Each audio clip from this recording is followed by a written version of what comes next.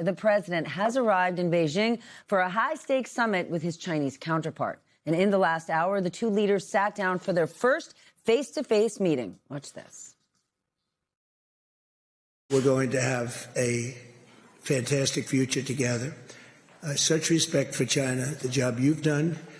You're a great leader. I say it to everybody. We have the greatest businessmen, the biggest, and I guess the best in the world. We have amazing people, and they're all with me. They're here today to pay respects to you and to China, and they look forward to trade and doing business, and it's going to be totally reciprocal on our behalf.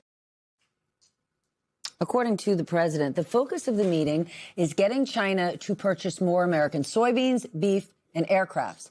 But the U.S. war in Iran obviously hangs over the summit in a big way. Reuters is reporting that Trump is expected to ask for China's help to resolve the costly and very unpopular conflict, though analysts say he's unlikely to get it. And tonight, the Washington Post reports that a confidential U.S. intelligence analysis details how China is actually exploiting the conflict to maximize its advantage over the United States across military, economic, and diplomatic fields. That is according to two U.S. officials who have read the report. We're going to take a deep breath tonight. I want to bring in MS Now White House reporter Laura Barron-Lopez. She is in Beijing tonight. Laura, thank you for making the trip. This is really important reporting. You are with the president. So far, what has stood out to you? Because just from the clips that we've seen, it's as though he got a king's welcome for what will likely be a contentious trip.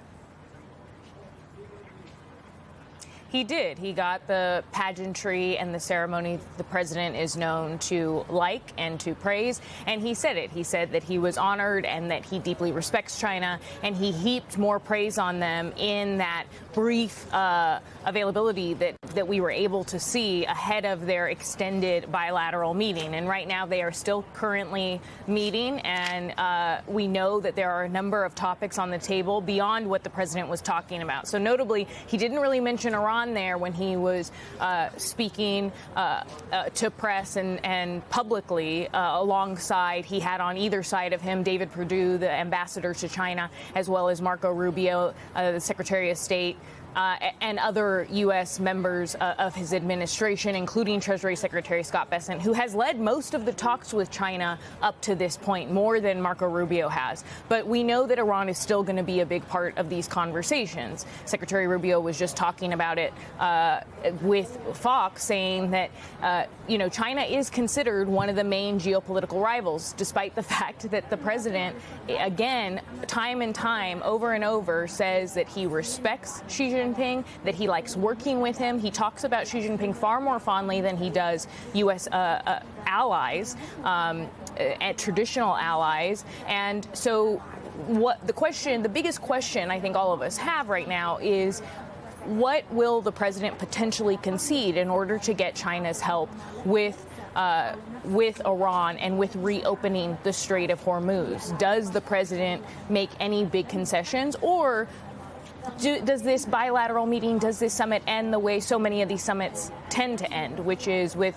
very little big deliverables on Iran and few deliverables on the opening of Chinese markets to those businesses, to those CEOs that he brought along with him?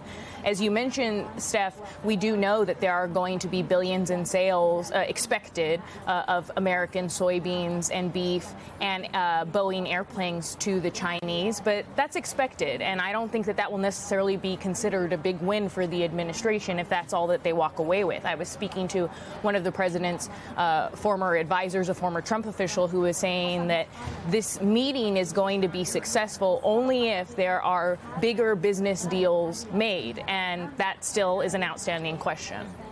Well, he brought 17 of the biggest CEOs across a number of industries, so they're certainly chomping at the bit to get some business done. Whether it happens remains to be seen.